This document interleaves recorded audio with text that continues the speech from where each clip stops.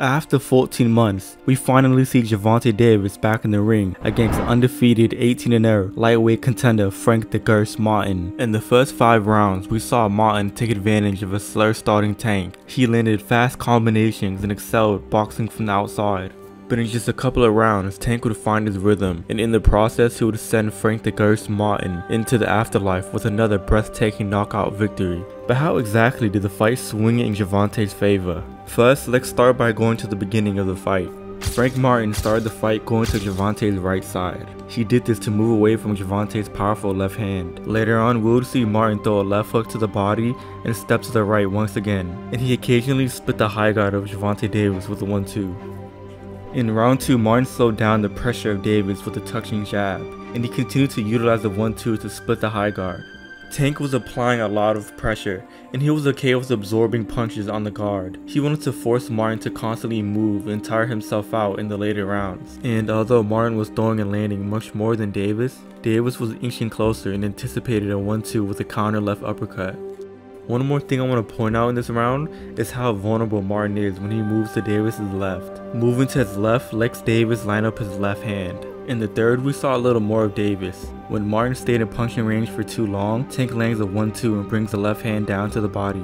But Martin would stay active, and when Davis forced him to the ropes, he landed a beautiful counter left hand. He also landed a very clean jab when Davis dropped his hands. Martin started the 4th round really well, but I think near the end of the round, he was moving to Tank's left too much.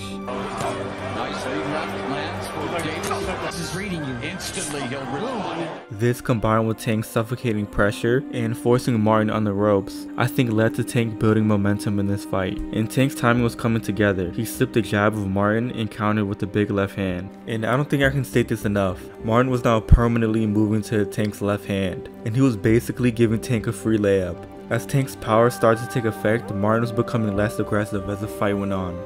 Tank was just forcing Frank Martin on the ropes. Frank Martin couldn't go anywhere. He didn't want to throw too much punches, or he would get countered. He didn't want to move too much, or else he would get tired. So he was just in a really vulnerable spot, and Tank was just getting more active every round. Now in the 8th round, Frank Martin was stuck in the ropes, and Gervonta Davis was just teeing off on him. Frank Martin showed a lot of skill, a lot of heart. He did fought really well in the first 5 rounds, but unfortunately it would come to an end. Martin leaned back to avoid a lead right hook from Gervonta Davis, but that left him wide open for a left uppercut that he didn't see coming. After that punch stunned him, Tank ended the fight with a big left hook.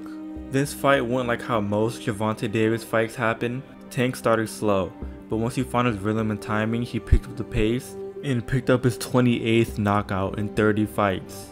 But with Gervonta Davis, there is a discussion to have. A lot of people don't feel like he's fighting the best fighters in his weight class and going up against the other champions. So if you made it to this part of the video, I want you to comment who you think Gervonta Davis should fight next, and I'm on to the next one. I'm out.